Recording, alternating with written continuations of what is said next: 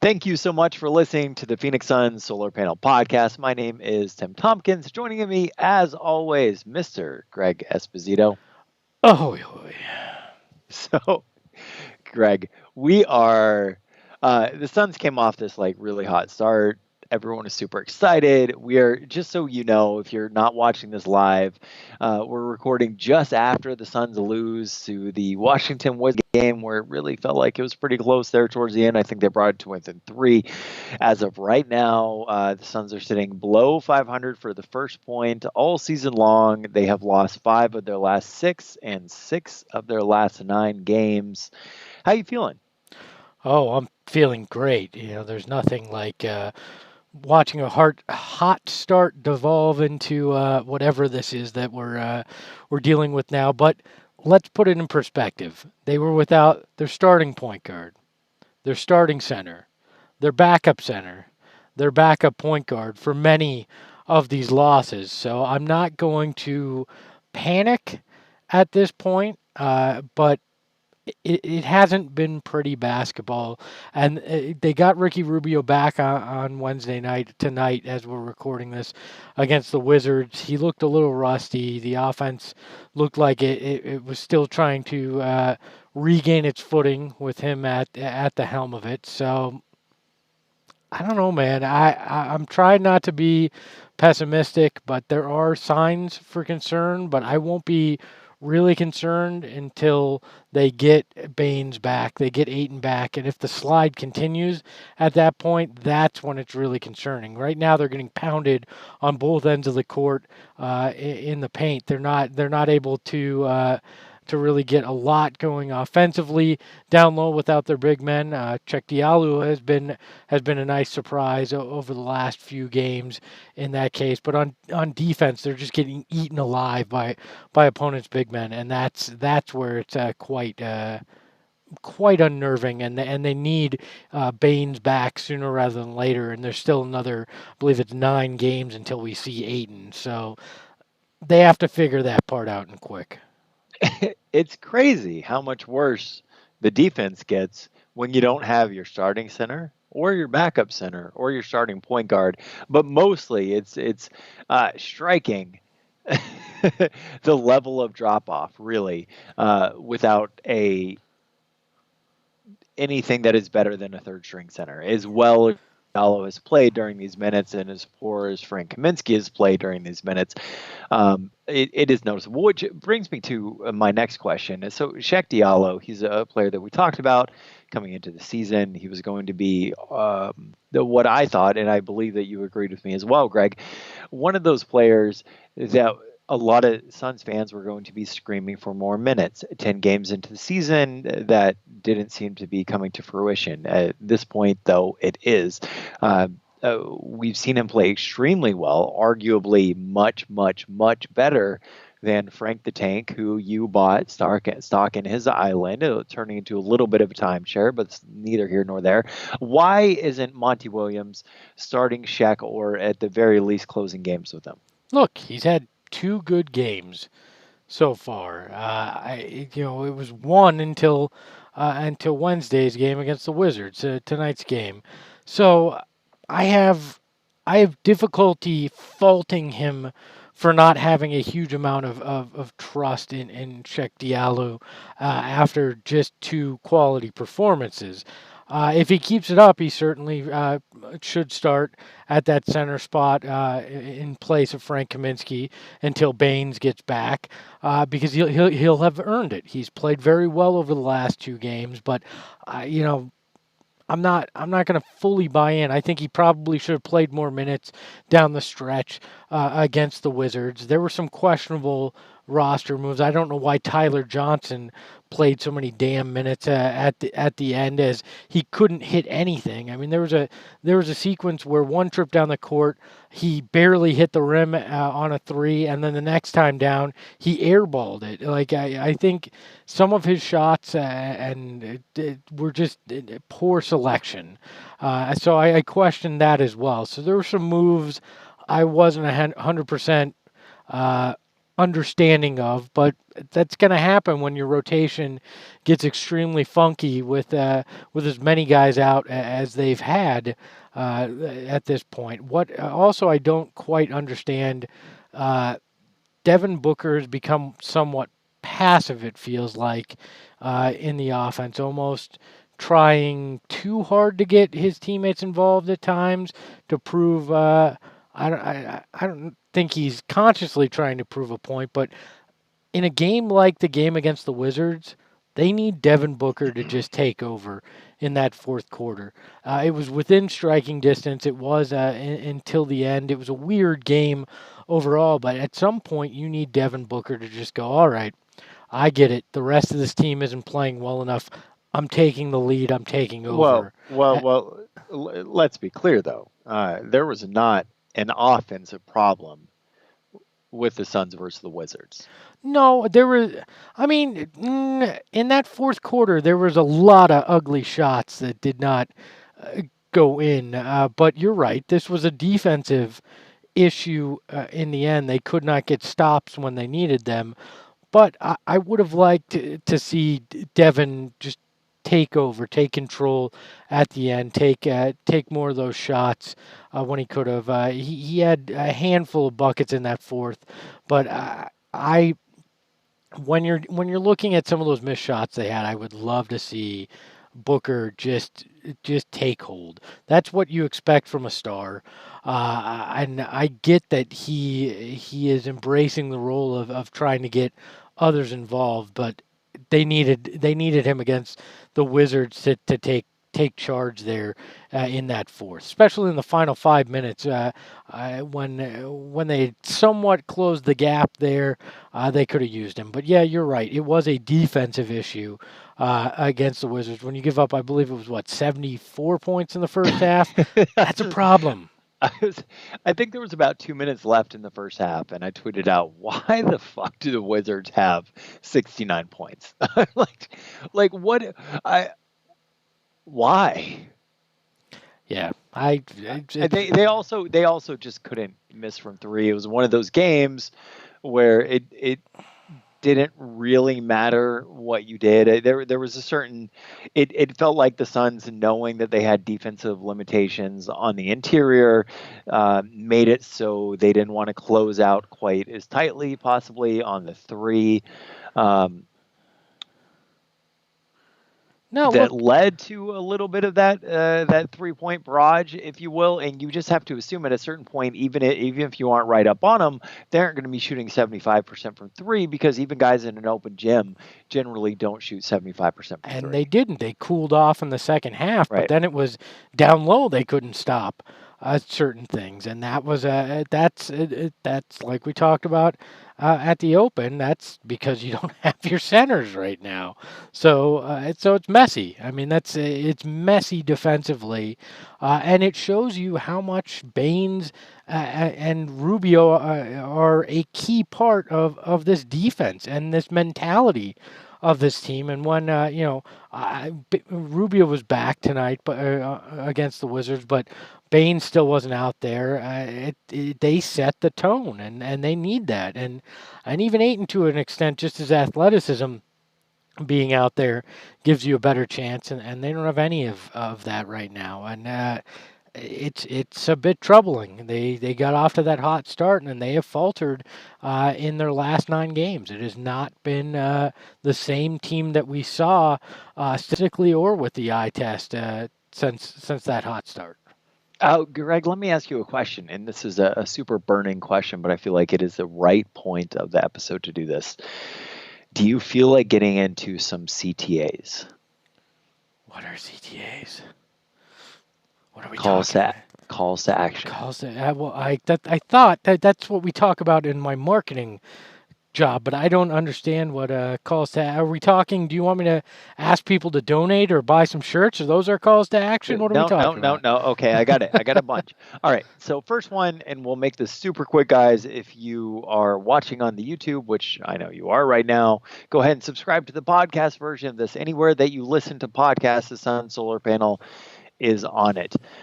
Do us a favor. There's a little thumbs up button right there on the bottom. Hit that. It really helps us out with the YouTube algorithms.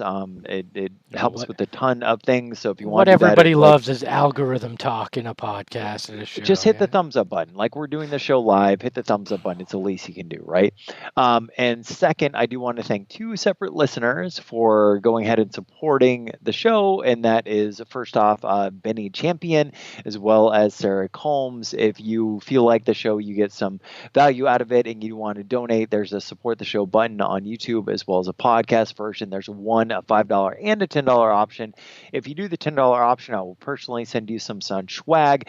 Benny did the $5 option, and I have a bunch of stuff I want to get rid of. So Benny, hit us up on Twitter at Sun Solar Panel, and I will definitely get you your Sun swag. And Sarah, you donated like 3 weeks ago, but we haven't heard from you. So send us your address, and I'll send you some items as well. Yes, those are CTAs. Now I understand. I'm in the same boat as you. Sunshirts.com. You can buy some great shirts as well. So. All right, there's the fourth. Now I want to go to some YouTube comments. This is from Rubino. He said, Shaq plays bad defense and has no hustle. I don't know about the hustle, but I can't argue with the defense. Nobody played good defense the last few nights. Shaq's defense is all right. His hustle is pretty decent too. He's a little bit undersized, but dude doesn't play bad defense. It beats Frank and whatever else you got right now for centers. What? So are you selling your stock on Frank Island or what? I still own Bender Island stock. I'm not getting rid of my Kaminsky Cove. So it's underwater. You know what? I'm instead of a property brother, I'm a flopperty brother. I don't know how to pick what I'm buying, but that's fine. I'll keep my stock there, and every sixth game when he shows out and does something, I'll support him with the rest of us stranded on Kaminsky Cove. By the way, no refunds, no exchanges on your purchases at Kaminsky Cove. You're locked in. We're sorry. This one coming from Reagan Graves over on the YouTube chat. He says, doesn't Monty make you angry with the post-game interviews because he never holds the team accountable? And I feel like he's passing that off in the locker room because they go out and next night and repeat. Look, a week and a half ago, everybody was saying Monty Williams was coach of the year. So this is going to ebb and flow, and I couldn't give a crap what a coach says in a post-game interview because none of that matters. All that matters is what he actually says in that locker room to those guys, and we know that they buy in and believe in what he's selling. It's a rough time. Look, we were all sky high 2 weeks ago. People were talking about 45, 50 wins. And I said it then, 32 to 35 wins is still a successful season this year. And that's still the case right now. So, Well, that's still the case. They're right around a 41 team right now. And that's without 3/4 of their starting lineup and sixth man, right? Look, and the truth here is that we knew they would go through a slump at some point. They're not world beaters. They're not, a top 4 team in the West. I'm sorry to burst everybody's bubble who thought that after the fast start, but the fact is, this is a decent to average team at best if they don't have injuries and they're clicking on all cylinders, and we should be happy with that. This was always a step year. This was get better, then get playoff contention next year and build on it. And right now they're still on schedule with that. So I'm not going to freak out right now and try to say Monty sucks or blame this guy or that guy. Are there things that we need to see? Yeah, we need to see better defensive effort. We need to see Devin Booker be a little less passive. We need to see the centers come back and actually play from injury and suspension. Those are all fair criticisms, but I don't think it's time to freak out about this team. So can actually one other thing. Mm-hmm. This is not going to be a popular take. I know everybody loves Kelly Oubre and everything, but to me, he's Gerald Green with a little bit more offensive skills. Okay. Kelly Oubre has been great for most of the games, um, and he's disappeared at times when the Suns have desperately needed him. He's somewhat streaky. He's got great athleticism. He He just makes it's not questionable even streaky. decisions It's sometimes. he just fucking disappears. He just he reminds me of Gerald Green, and that's not necessarily a bad thing. I think he's a more skilled Gerald Green, a more well-rounded Gerald Green. But there's very much just that feel that I get from him that I got from Gerald Green, and having been around him. And I'm not saying that's a bad thing. I don't think he's necessarily a cornerstone of a winning team. He's a guy that will come in and give you some energy, give you some points, and will disappear at times. Kelly Oubre is, and I'm sorry that I don't have the advanced analytics right here in front of me. I guess I can look it up because I do have the links up. He is a quintessential, completely average starting small forward, and there is nothing wrong with being an average player. No, I would rather have Kelly Oubre than TJ Warren. And that's what it came down to. All right. So I have no problem. That was not a knock on Oubre. It was just simply a comparison that comes to mind when I watch him. I see some of the mannerisms, I see some of the offense. It's just that. And I liked the role Gerald Green played in that 48 win season. So I don't think there's anything wrong with that. Okay, well let me ask you a follow-up question then. Kelly Oubre or Dario Saric?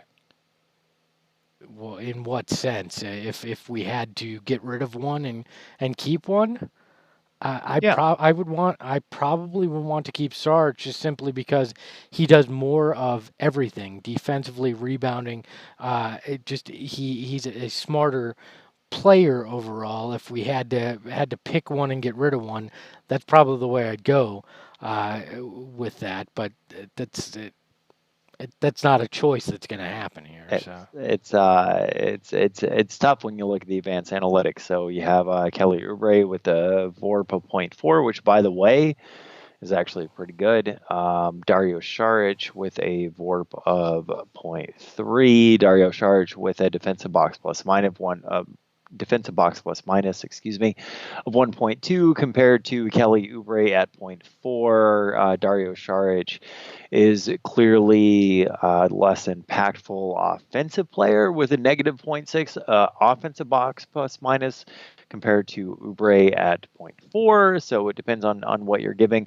One of the things I do want to get into is a 3 things you're thankful for, which I have a feeling at least one of us will talk about Dario Saric to an extent. But at this point in time, Greg, I don't know if you've noticed or if you're ever on Twitter at all. You've heard of that before. If no, unfamiliar. There's a segment of Suns Twitter that likes to talk about Luka Dončić a lot, and they like to tweet us a lot saying, why don't you guys keep talking about Luka Dončić, blah, blah, blah, blah, blah. There was a time in which we were debating Luka Dončić versus Deandre Ayton extensively on the show. And I remember a quote that you said to me that I texted you personally about because I found it pretty offensive, where you said the only people that want to draft Luka Dončić are hipsters. Basketball hipsters. Basketball hipsters. And I still stand by that. But implying that, and it wasn't just you. This was you and Dave saying not a single scout this, not a single scout this. At the same time, you had these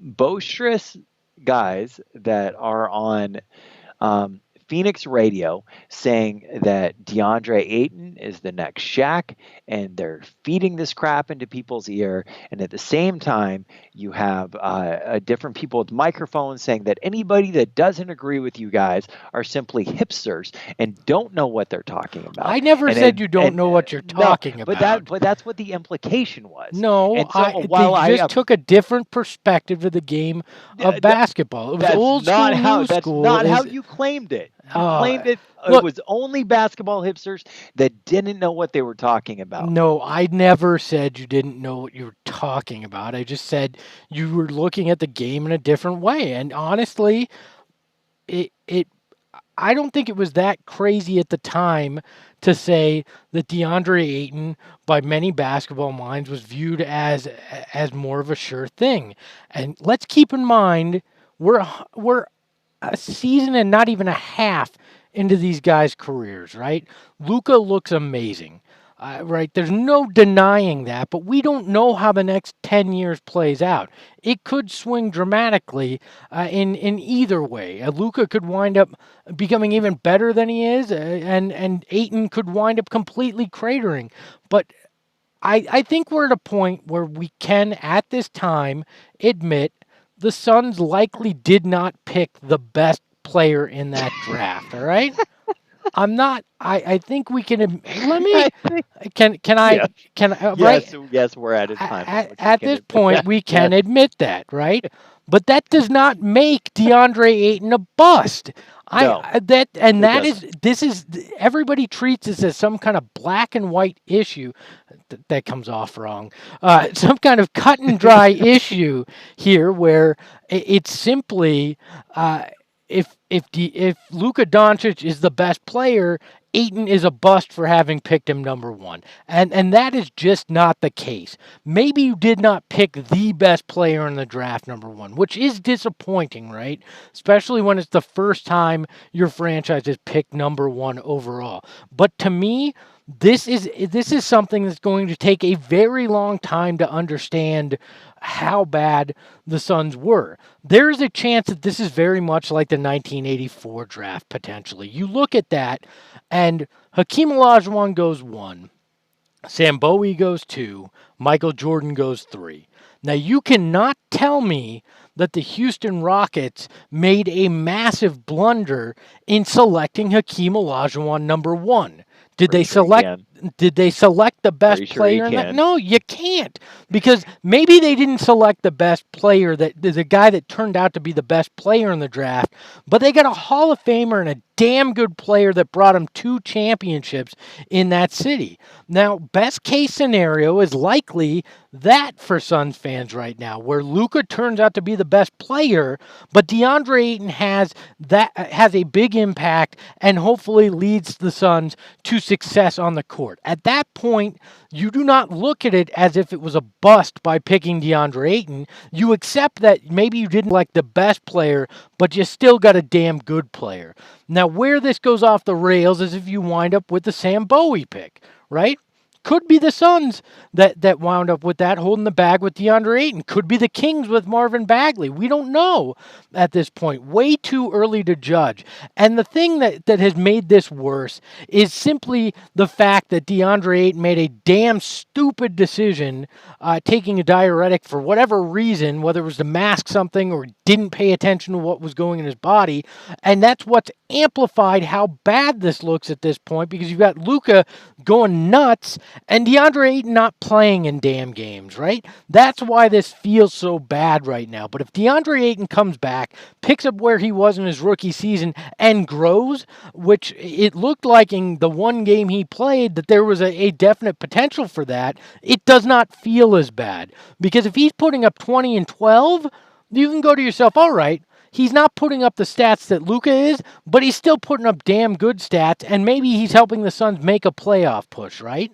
It's not like Luka Dončić is going to lead the Mavericks to a championship this year. If that happened right now and DeAndre Ayton played pedestrian once he came back, then you could start going, maybe you're inching into bust territory. But even bringing that word up now and thinking that way is way too early. I'm willing to concede that they likely did not pick the best player because Luka is doing pretty damn amazing things. But you also got to take into consideration he was playing professionally long before DeAndre Ayton was, and DeAndre Ayton didn't pick up basketball until later in life, so there's all sorts of things going on here.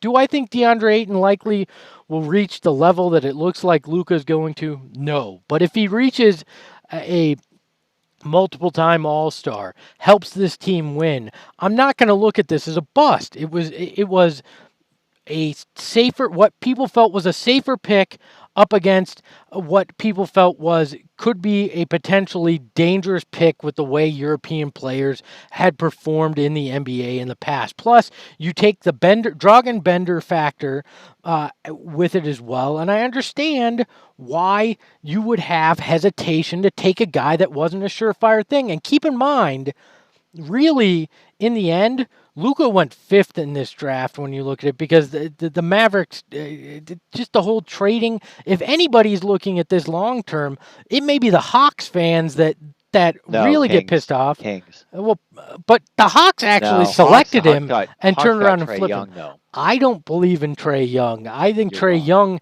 has a better chance to flame out than Deandre Ayton does at this point. Well, you're likely wrong about that as well. It has reminded me of this didn't happen. Hypothetically, if you had taken Chris Bosh instead of LeBron James, right? Would you be pissed off you had Chris Bosh? No, probably not. Would you have much rather had LeBron James? Of course. But Yeah, the but if point, you took Darko, then you're really pissed off. And right? that's my point here. We don't know who's going to be Darko. We don't know who's going to be Sam Bowie. We don't that's if DeAndre Ayton winds up that guy, then yeah, you'll be pissed off for the rest of eternity as a Suns fan. If he turns into a Chris Bosh, a Hakeem Olajuwon, these guys that are still great players in their own rights, you're not going to be as pissed off. It's not going to be a bust. It's still going to be a missed opportunity, but it's not going to be as bad as people want it to look like right now. Completely agree. But I do want you to know, Greg, that I did not forget the condescending talk from you and Dave for everybody that that was advocating, including myself, to draft Luka. Look, Not just from you and Dave, but also people that were on the radio that were talking about DeAndre Ayton. And it wasn't just DeAndre Ayton is better than Luka, but you all made it seem like everybody that wanted to draft Luka didn't know what the hell they were talking about. that is revisionist history. I No, it's never not did revisionist. that. It's not revision. We had a specific text conversation about it. Specific where I said we need to tone down the rhetoric right now on this debate, because just because somebody disagrees with the opinions of the other person doesn't mean that they should put down the other people for feeling that way. You're still all basketball hipsters. I don't change that stance. But regardless, it is not revisionist history. It wasn't just you. It wasn't just Dave. It was other people in the Suns media. And that is the issue that I think a lot of people that want to draft Luka Dončić take with it, is that all you MFers that said DeAndre Ayton put everybody down that thought that Luka Dončić would have been the better pick. And that's where this vitriol on Suns Twitter and on Suns Reddit comes from. No, this vitriol comes because people don't want to look beyond the 5 minutes that we're living in right now and want everything to be a what-if debate about things. There's still a chance that Luka is a flash in the pan. DeAndre Ayton winds up playing great. Trae Young winds up being the best player in the draft. There's all sorts of possibilities. We're a year and 20 games into these guys' career. Like, it's not, we have no clue what they're going to become. Luka could go out and blow out both knees in the game against the Suns later in the week, and his career could be over. DeAndre Ayton could fail another drug test and be gone. We have no clue what's going to happen. So taking a victory lap right now, do it at your own risk, because there's still a chance that everything else could change before this is all over. So that's my problem with this. It's not cut and dry right now. Luka looks amazing. I'm not going to be one of those guys that sits here and acts like, oh no, well, ignore it and he's that blah. No, I'm not one of those guys. I admit it. He looks amazing. And would it have been nice to have a guy playing in Phoenix doing those things instead of suspended because he failed a drug test? You're damn right it would be. But I think it's way too early for Suns fans to be done with DeAndre Ayton, which I've seen that. It's way too early for Mavericks fans to anoint Luka Dončić the next great one and saying, well, could he have a Hall of Fame? Could he be MVP? Like we're extrapolating far beyond anything after a handful of a few great weeks. That's my biggest problem with this debate. And it was the same way that a lot of us approached that draft, too. It was all or nothing. It was our opinion, whatever. And I fell into that trap as well. Granted, I was getting fed information also. But, but so, and I still think it would have been tough for the Suns, who have been chasing a franchise center for their entire existence, to turn down taking number one overall, a center that everybody felt most felt in the basketball world was a no-brainer at that spot, with the exception of some people on the periphery who seem to be right at this point.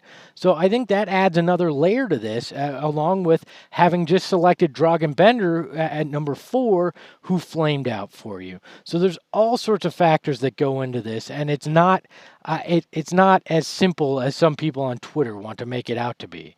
And that's my problem with it. We cannot call Deandre Ayton a bust right now. We can call him a moron for failing a drug test. Be my guest. I agree with you there, but that's my problem with it.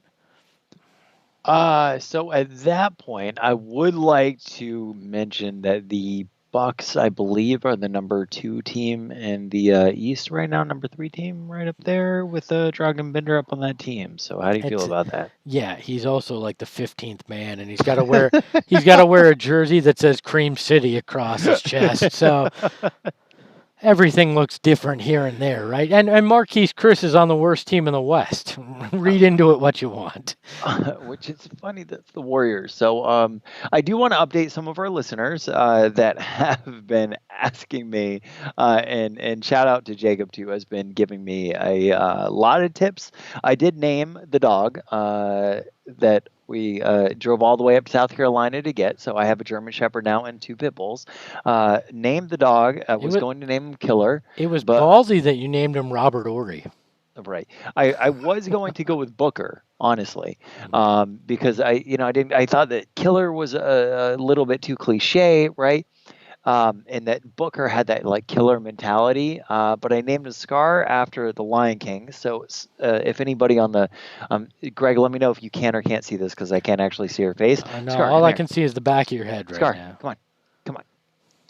All right. So we're going to introduce. I'll take this out of the audio. Right?